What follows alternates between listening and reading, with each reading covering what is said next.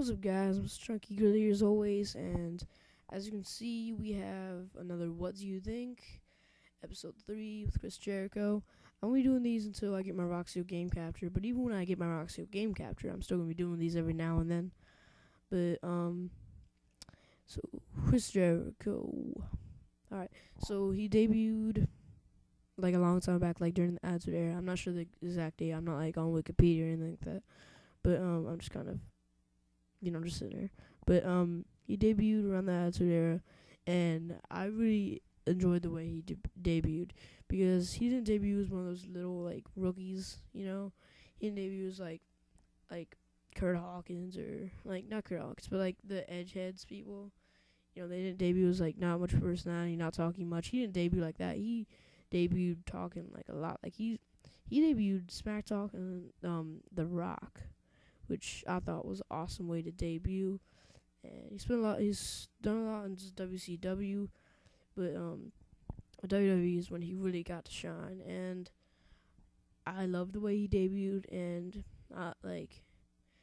so he debuted. Then he kind of had a rivalry with The Rock, which I thought was awesome. And like first off, actually, before I talk about The Rock, but I like to talk about like how he wrestles, which I think is great. Like his moveset, when he first debuted, he had the Walls of Jericho and the Lion Salt, which the Lion Salt was epic, but that's what he had first off, and I love those moves, like that was awesome. But and so he was great. He did a lot of insecurities, moves like that, and and then he sort of did a rivalry with The Rock, and he like I've actually read his book, so but like he's made a lot of mistakes. Like for example, one of the mistakes that he made when he was wrestling The Rock is that, well, you know how people do if they get like a cut from the audience, they throw like water splashing on the dude's eye or whatever.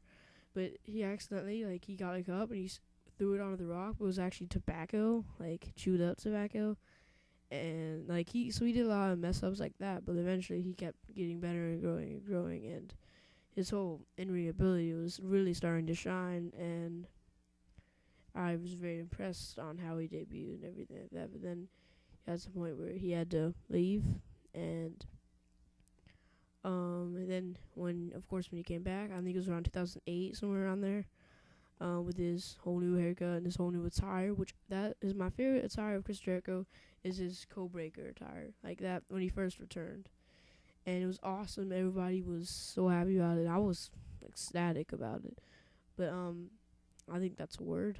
I'm not sure, but I was really happy about it. But it was awesome. He's still funny. Oh yeah, actually, before I go to his return, but he was hilarious, dude. He would smack talk anybody, and his especially time when it was smack talk was around the Attitude Era. He badmouthed everybody he could think of, and that's one of my favorite things about Chris Jericho. But even when he came back around 2008, he was still badmouthing everybody, and that was awesome. But eventually, when he kept, WWE kept changing, he was able to adapt to how WWE was changing, and like his personality, it changed to like this more serious heel type. He became into a heel and very serious, still badmouth people, but not in the same way, not like the funny way. He didn't try to, appeal the audience in any way. And he can adapt to WWE, how it's changing, how it's going. And that's exactly what he did. Because I think he knew that like he couldn't keep smack talking on the like he did on the Attitude Era, on the PG era. So, which PG era sucks, but anyway. So he was able to adapt, and he got a lot more serious, and he found that new move, the Codebreaker, which he still used Lion Salt and the Walls of Jericho, and it was pretty cool. I used to hate him when I was really little, and I still thought WWE was real. But he got a lot more serious. He won the World Heavyweight Championship, and so that was good for him, 'cause that's the type of boost that he needed. And he was the first undisputed champion. Can't believe I forgot that. Anyway, sorry about that. But that was back around the Attitude Era. But sorry, I still forgot that. But he was a lot more serious. He won a lot more titles. He would refer to the audience as like parasites and things like that. and that got people to boo the crap out of him. That people hated him because of that. Like, that's not the only reason, but people just straight up hated him when he was a heel. And it shows how well he can be at being a heel and how well he can be at being a face.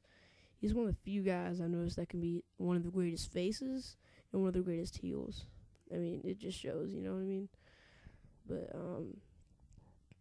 eventually, like, when he won the World Heavyweight Championship facing Edge at, I forget which WrestleMania. Sorry, my friend just texted me, but I'll wait on that.